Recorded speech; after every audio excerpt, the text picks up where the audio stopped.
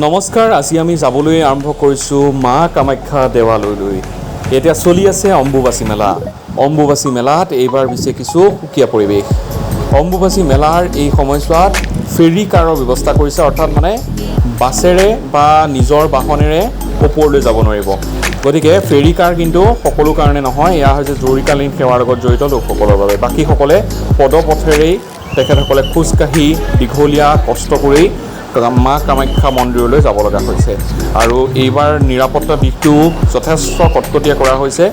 যথেষ্ট কষ্ট হৈছে, কষ্ট হোৱাৰ স্বত্বেও কিন্তু ভক্তসকলে ভিৰ কৰা পৰিলক্ষিত হৈছে। কেউদিশে ভিৰ আৰু তাৰ মাজত নিৰাপত্তাৰ ব্যৱস্থাটো অত্যন্ত কটকটীয়া কৰা হৈছে। স্কাউট গাইডৰ ব্যৱস্থা কৰা হৈছে, NCC আছে, আৰক্ষী আছে আৰু লগতে প্ৰশাসনৰ বাকীসকল যিসকল বিষয়া আছে সেইসকলেও চোকা নজৰ ৰাখিছে। এয়া আমি কিছু দৃশ্যাংশ এই মুহূৰ্তত দেখুৱাইছোঁ। আমি অম্বুবাচী মেলাৰ দ্বিতীয়টো দিনা গৈছিলোঁ আৰু এই দ্বিতীয়টো দিনা দেখিবলৈ পোৱা গৈছে যে বহু কেমেৰাও ফিটিং কৰা হৈছে। কেমেৰাসমূহত ডাঙৰ স্ক্ৰীণত এই ভিজুৱেলছসমূহ ওলাই থাকে। আৰু এয়া হৈছে মা কামাখ্যা মন্দিৰৰ ওপৰভাগ। কিমান মানুহ, এয়া আমি দূৰৰ পৰিৱেশটো দেখুৱাইছোঁ আৰু কি সৌন্দৰ্য, কি নান্দনিক দৃশ্যটো চব নিশ্চয়কৈ ভাল লাগিছে, নহয়নে? আৰু আমিও আচলতে চেষ্টা কৰিছোঁ দেখুৱাবৰ কাৰণে মোৰ ইউটিউবৰ দৰ্শকক। আৰু এনেধৰণে আচলতে ভিৰ হৈছে। আমি এটা দীঘলীয়া শাৰী দেখুৱাইছোঁ। এয়া হৈছে বিভিন্ন প্ৰান্তৰ পৰা আহিছে। আমি বহুতৰ লগত কথাও পাতিছিলোঁ।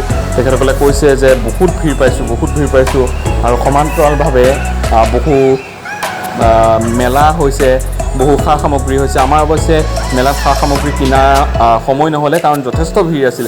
তাত আৰু বস্তু কিনাৰ পৰিৱেশ এটা নাই।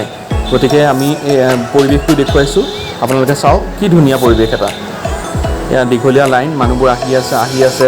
যিমান দূৰলৈকে চায় সিমান দূৰলৈকে কেৱল মানুহ, দীঘলীয়া লাইন, বহু সময়, কাৰোবাৰ যদি 3 ঘণ্টা লাগিছে, কাৰোবাৰ 4 ঘণ্টা লাগিছে, এনেকৈ মানুহবোৰ আহি আছে। দীঘলীয়া লাইন, দীঘলীয়া শাৰী আপোনালোকে দেখিছে।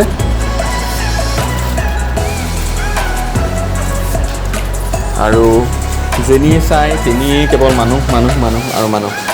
এয়া হৈছে বাহিৰৰ অংশ।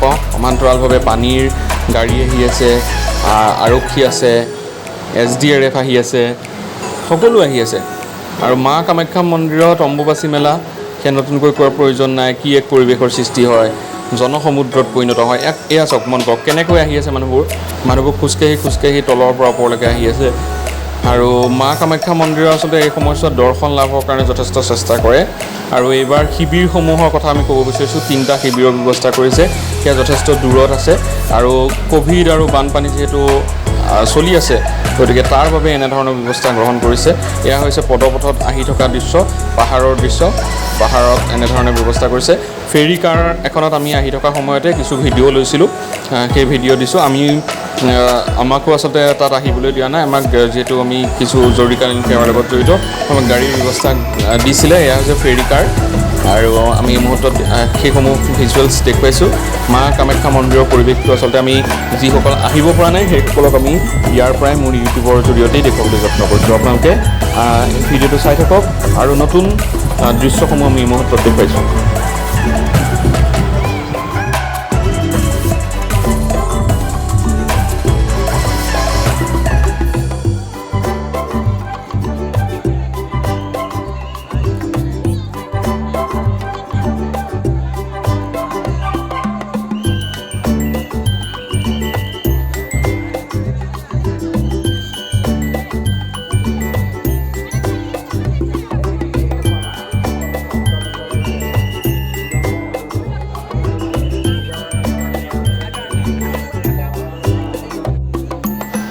এয়া হৈছে সাধু বাবা।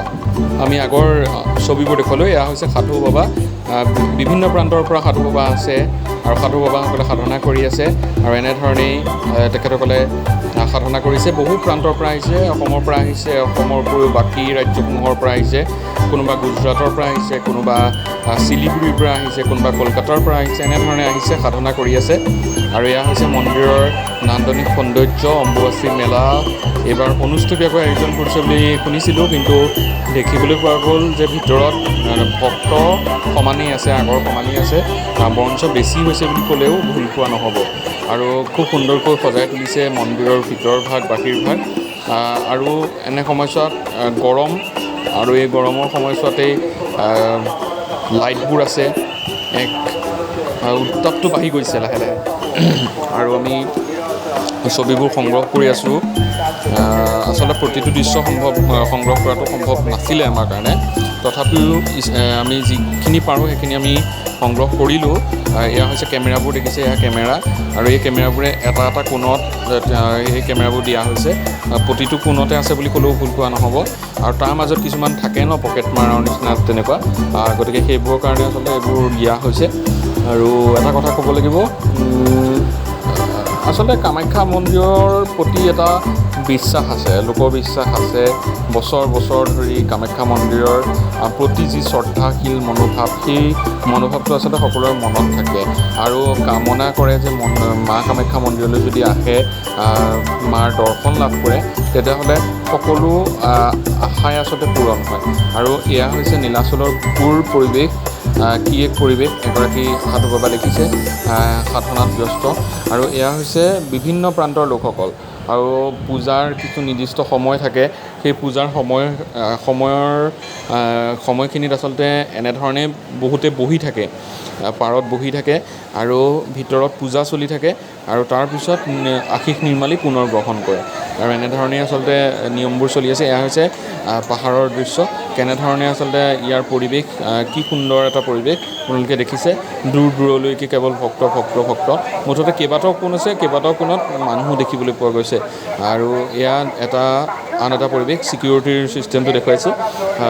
ঠেলা হেঁচাটো থাকেই আৰু মানুহৰ জানেই, যদি লাইন পাতি আহিবলৈ কয় তেতিয়া লাইন পাতি নাহে, তেতিয়া পুলিচে বাধা দিয়ে, সেইবোৰতো থাকেই। আৰু এয়া এটা দৃশ্য, মেলা, যিফালে যাবলৈ কয় সেইফালে নাযায়, ৰছী এপাত থাকে তাৰ তলেদি পাৰ হৈ গুচি যায়, সেইবোৰতো থাকেই আৰু নিয়ম, জানেই। সেইটো আৰু আমাৰ পৰম্পৰা বুলি ক'লেও ভুল কোৱা নহ'ব। আৰু তাৰ মাজতে এইখিনিয়ে দিনে ৰাতিয়ে কষ্ট কৰি আছে। অৱশ্যে এটা কথা ক'ব লাগিব যে যথেষ্ট কষ্ট হৈছে, কিন্তু পাহাৰৰ তলৰ পৰা মানুহবোৰ খোজকাঢ়ি ওপৰলৈ অহাটো বৰ ধেমালি কথা নহয়, কাৰণ যথেষ্ট বয়োজ্যেষ্ঠ লোকো আছে। ফেৰী কাৰৰ ব্যৱস্থা কৰিছে, কিন্তু ফেৰী কাৰৰ জৰিয়তে পৰ্যাপ্ত নহয়, গতিকে ফেৰী কাৰত সেইখিনি মানুহ আহিবও পৰা নাই। গতিকে সেইসমূহ কথা আমি উল্লেখ কৰিব বিচাৰিছোঁ। অলপ এইবাৰ কিন্তু যদি আপুনি অম্বুবাচী মেলাৰ বাকীকেইটা দিনত আহিব বিচাৰিছে, অলপ আপোনাৰ কষ্ট হ'ব, কাৰণ এইটো নিয়ম আছে। কিন্তু নিয়ম নকৰিলেও নহ'ব, কাৰণ বহুত বেছি ভিৰ হয়। যদিহে মানে গাড়ী আহিবলৈ দিয়ে, এলাউ কৰি দিয়ে, তেতিয়া কিন্তু মানে এটা বেলেগ পৰিৱেশৰ সৃষ্টি হ'ব। কাৰণ এইবাৰ এটা অদ্ভুত ভিৰ দেখিছোঁ আমি ইয়াত আচলতে য'ত কেমেৰা চলাব পাৰি সেই প্ৰান্তসমূহৰ দৃশ্য দেখুৱাইছোঁ। কাৰণ এনেকুৱা কিছুমান জেগা আছে বা এনেকুৱা কিছুমান কোণ আছিলে য'ত আমি ঠেলা হেঁচা কৰিছোঁ, মানুহটো পাৰ হ'বলৈ জেগা নাই। সেই এলেকাবোৰত আমি মোবাইলটো উলিয়াই বা কেমেৰাটো উলিয়াই আমি ভিডিঅ'টো সংগ্ৰহ কৰাটো সম্ভৱ নাছিলে। গতিকে মেইন যিখিনি বা প্ৰধান যিখিনি ভিৰ আপোনালোকে দেখাই নাই। আৰু এয়া ছিকিউৰিটি ছিষ্টেমটো চাওক, ট্ৰেফিক পুলিচ আহি আছে, তালাচী চলাই আছে, কুটাঘাত যাতে নহয়, কাৰণ এনেকুৱা ধৰণৰ ব্যৱস্থা কৰিছে। ফেৰী কাৰত নমাৰ পিছত এইখন হৈছে মূল গেট।